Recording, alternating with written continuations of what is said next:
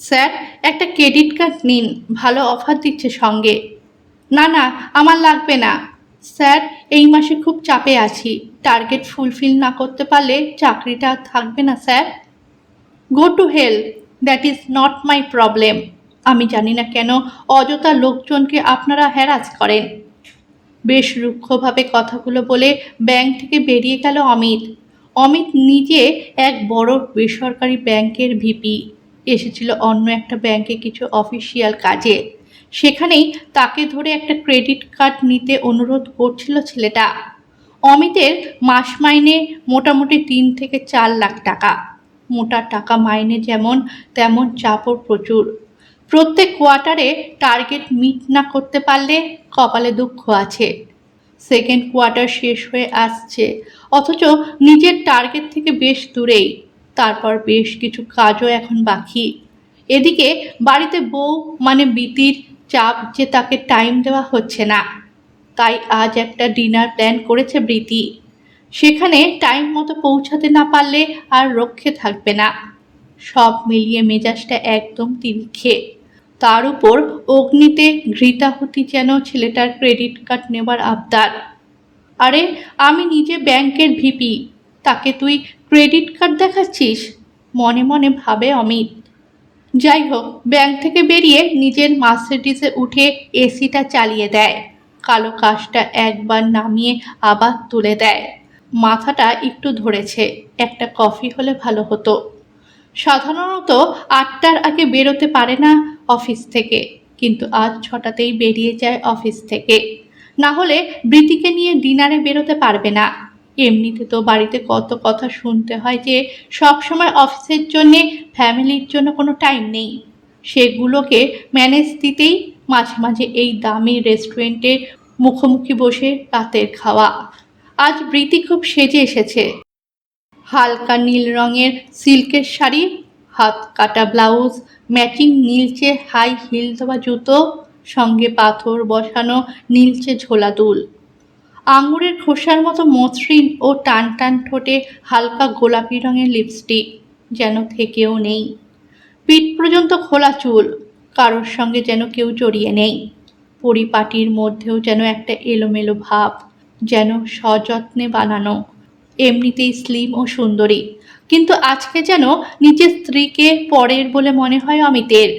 হালকা পারফিউমের গন্ধ মাদকতা ছড়ানোর পক্ষে যথেষ্ট। আচ্ছা, তুমি যেন কি বলছিলে? রেস্টুরেন্টে বসে এবারে ট্যুরের প্ল্যান করবে? স্তম্ভিত ফেরে অমিতের। হ্যাঁ, এই তো নিজেরই বউ, মুখ খুললেই যাচ্ছে না যায় মনে মনে ভাবে। হ্যাঁ, দাঁড়াও, আগে ড্রিঙ্কসের অর্ডারটা দিয়ে নিই। এই বলে অমিত একটা স্কচ আর বৃতি একটা জিন উইথ লেমন জুস অর্ডার করে, সঙ্গে চিকেন তন্দুরি। যা বলছিলাম, গতবারে আমরা সিঙ্গাপুর, ব্যাংকক, হংকং গেছিলাম, এবার কিন্তু আমার টার্গেট ইউরোপ। ও বাবা, এখানেও টার্গেট? হোয়াট? না না, আমি বলছিলাম ইউরোপ। সে তো অনেক খরচ। Amit, you are a VP of a big bank, টাকার তো কমতি নেই। এটুকু এনজয় করতে পারি না আমরা? Come on. Okay madam. আলো আধারে পরিবেশে হালকা একটা ক্লাসিক্যাল ইনস্ট্রুমেন্টাল চলে পেছনে। মাথায় হালকা একটা ঝিমঝিম ভাব। একটু পরে মেন কোর্সের অর্ডার করে ওরা। অমিত ভাবতে থাকে জীবনের মানেই যেন টার্গেট ফুলফিলের দৌড়। যে যার নিজের মতো করে ছুটছে, কেউ জানে না তার শেষ কোথায়। একটা টার্গেটের পর পরবর্তী, তারপর পরেরটা। কি হলো, কি ভাবছো অমিত? না না, কিছু না। কিছুক্ষণ পর খাবার আসে। খাবার খেয়ে বিল মিটিয়ে বড় অঙ্কের টিপ দিয়ে ওরা বেরিয়ে যায়। বেশ কয়েক মাস পর একদিন বাড়ি ফেরার পথে একটা সিগন্যালে অমিতের মার্সিডিজটা দাঁড়িয়ে পড়ে। অমিত দেখে সেই ছেলেটা, যাকে নাকি একদিন দূর দূর করে তাড়িয়ে দিয়েছিল, সে এখন ফুটপাতে টি শার্ট বেচছে। তাহলে কি আর ওর ক্রেডিট কার্ড বিক্রির চাকরিটা নেই? সেদিন যদি একটা কার্ড ওর কাছে থেকে করিয়ে নিত, কী বা হয়ে যেত? হয়তো ছেলেটার চাকরিটা থাকতো। এই সমস্ত ভাবতে থাকে অমিত। চাকরিটা না থাকলেও হয়তো ওর এই খারাপ লাগাটা থাকতো না। একটু আগে সিগন্যালটা গ্রিন হয়ে গেছে, কিন্তু খেয়াল করেনি অমিত। স্তম্ভিত ফেরে আশপাশের গাড়ির হর্নে। কি দাদা, মার্সিডিজের এসি চালিয়ে কি ঘুমিয়ে পড়লেন নাকি? পাশের অটোওয়ালাটার চিৎকার গাড়ির কাচ ভেদ করেও ওর কানে পৌঁছালো।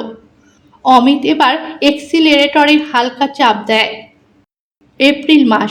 গত অর্থনৈতিক বছরে লাভ, ক্ষতি, ডিপোজিট অ্যাকাউন্ট, লোন অ্যাকাউন্টগুলোর ওপর চোখ বোলাতে থাকে অমিত। গত বছরের তুলনায় সব দিকেই পিছিয়ে। সেভিংস অ্যাকাউন্ট হোল্ডার তো বাড়েইনি, বরং কমেছে। লোনের পরিমাণ কমেছে। তাছাড়া ঋণ খেলাপি লোনের পরিমাণ অনেক বেশি। আগের বারে ব্যাংক তো লাভে চলছিল, কিন্তু এবারে তো ক্ষতি। আর ক্ষতি মানেই ব্যয় সংকোচ, আর ব্যয় সংকোচ মানে কিছু লোকের চাকরি যাওয়া। 20 তলার অফিসে বসে শহরের অনেকটাই দেখা যায়, পুরোটাই কাঁচ দিয়ে ঘেরা। নিচে রাস্তায় চোখ যায়, দেখে কত কত লোক, বাস, ট্যাক্সি যে যার মতো করে ছুটছে। একটা লোক রাস্তা পেরোতে গিয়ে ট্যাক্সিটার মুখে প্রায় পড়ে গেছিল। আর একটু হলেই একটা বড় দুর্ঘটনা হতে পারত। ট্যাক্সিটা খুব জোরে ব্রেক মেরে লোকটাকে প্রায় ছুঁয়ে দাঁড়িয়ে যায়। লোকটার বাড়িতে কি জানে যে সে এই মুহূর্তে মৃত্যুর মুখ থেকে বেঁচে ফিরল? সবাই আমরা ছুটছি দিশাহীন, পারলে একে ওকে মারিয়ে, যে পারবে না তাকে মারিয়ে চলে যাবে অন্যে। এই সমস্ত ভাবতে থাকে অমিত। তাল কাটে টেবিলে রাখা লাল ফোনটার আওয়াজে। হেড অফিস, মুম্বাই থেকে ফোন। আগামী সপ্তাহে জরুরি মিটিং প্রেসিডেন্টের সাথে। ও বুঝতেই পারে কি হতে চলেছে। কিছু ব্রাঞ্চ বন্ধ করা হবে, কিছু লোকের চাকরি যাবে। সেই সব আলোচনার জন্যেই এই তলব। মিটিংয়ের জন্যে মানসিক প্রস্তুতি নেওয়াই ছিল অমিতের। অমিতকে জিজ্ঞেস করা হলো কি কি কারণে রাজ্য তথা কলকাতায় ব্যবসার হাল খারাপ। অমিত তথ্য ও পরিসংখ্যান দিয়ে বোঝানোর চেষ্টা করে সারা দেশে সব ব্যাংকের হাল মোটামুটি একই। সাম্প্রতিক কিছু ঘটনার জন্যে দেশে সামগ্রিকভাবে অর্থনীতি ক্ষতিগ্রস্ত, শেয়ার বাজারের হালও খারাপ। এই পরিস্থিতির দায় কোনো ব্যক্তির হতে পারে না, কিন্তু প্রেসিডেন্টের দাবি লোক কমিয়ে বেশি ক্ষতির ব্রাঞ্চগুলো বন্ধ করে ব্যবসা বাঁচাতে হবে। অমিত বলে, জীবনে সবসময় যে লক্ষ্য পূরণ হয় তা তো নয়। তাছাড়া কখনো কখনো লাভ ক্ষতির ওপরে উঠে জীবনকে দেখতে হয়। সে বলে, দেশের এই অর্থনৈতিক পরিস্থিতিতে আরও লোকজনকে বেকারত্বের মুখে ঠেলে দেওয়া উচিত নয়।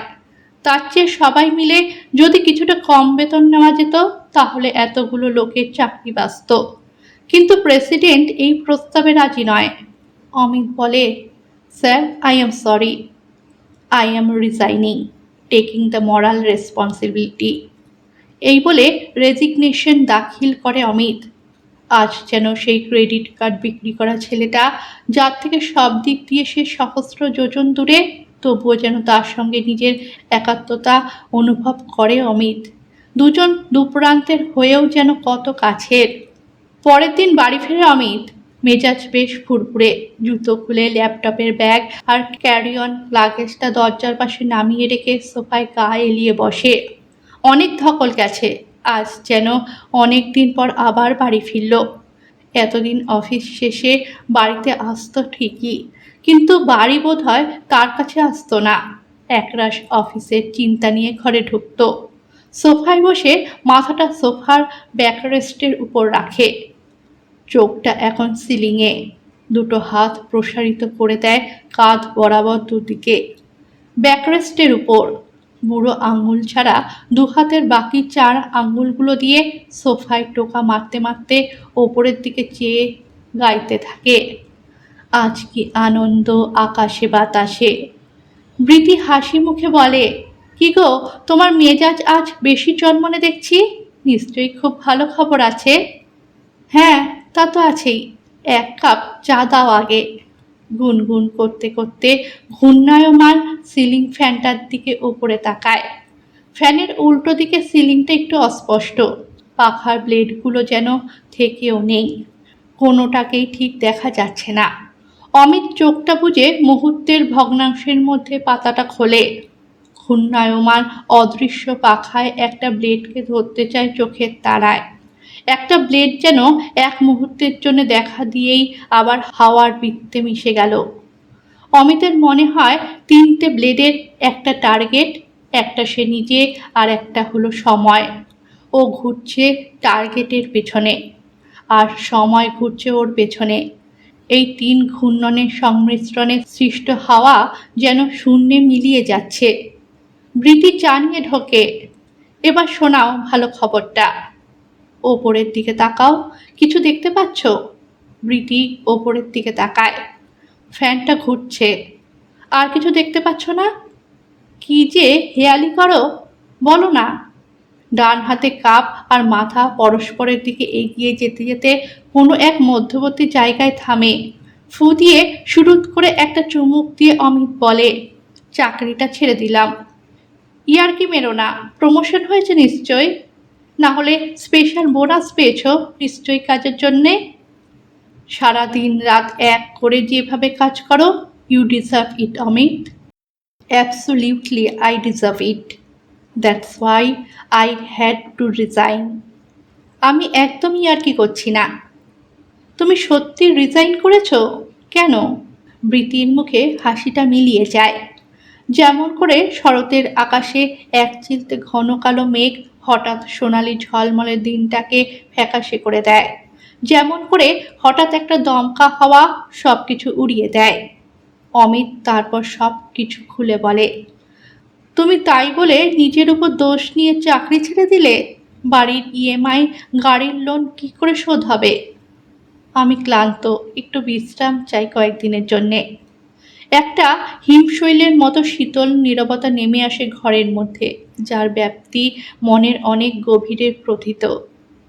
সিলিং ফ্যানের ঘূর্ণায়মান যান্ত্রিক শব্দে যা কিছুটা উপরে ভেসে থাকে এক অদ্ভুত ভাসমান নীরবতা।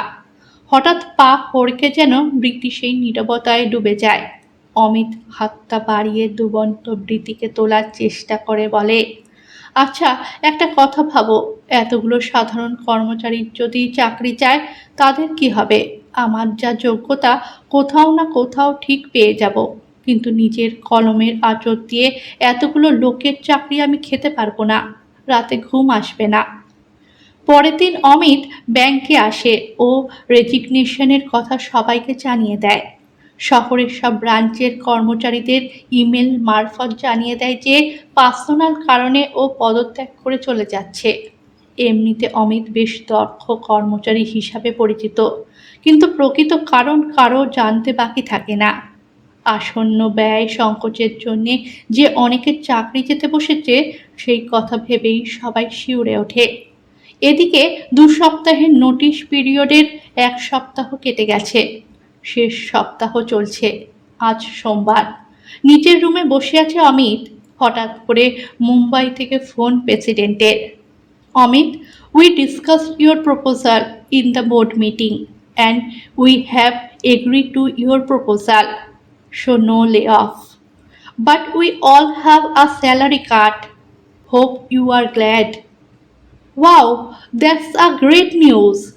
So you have every reason to be happy now. Board is impressed with your humanitarian gesture. May I request you to withdraw your resignation? Sure, I don't see a reason why I can't do that. পরের দিন সব কর্মচারীরা একটা email পায়। তাতে বলা হয় গত অর্থনৈতিক বছরে ব্যাংক যথেষ্ট ক্ষতির সম্মুখীন হয়েছে, তাই ব্যয় সংকোচন করা ছাড়া কোনো উপায় নেই। তাই বলে কারোর চাকরি যাবে এমন নয়, তবে সাধারণ কর্মচারীরা 20% ও ম্যানেজারও তার ওপরে যারা আছে তারা 30% করে বেতন কম পাবে। হঠাৎ করে এমন ইমেল পেয়ে কর্মচারীদের মধ্যে একটা স্বস্তি আসে। যাই হোক, সবার চাকরিটা তো থাকবে। এই সংবাদে ব্যাংক জুড়ে এক খুশির হাওয়া, যেন দিগন্ত প্রসারিত মাঠে হালকা হাওয়ায় কাশফুলের দুলুনির মতো, যা নাকি শারদ বার্তা বয়ে আনে। সবচেয়ে খুশি আজ অমিত। জীবনে অনেক টার্গেট ও পূরণ করেছে, এবছর কোনো টার্গেটই ও পূরণ করতে পারেনি ঠিকই, তবুও যেন জীবনের এক মূল্যবান টার্গেট পূরণ করলো। পেশাদার জীবনে এই প্রথম। বৃতিকে ফোন করে বলে, হ্যালো, হ্যাঁ শোনো, target achieved, let's target Europe in summer. গল্পটা ভালো লেগে থাকলে চ্যানেলটাকে সাবস্ক্রাইব করবেন।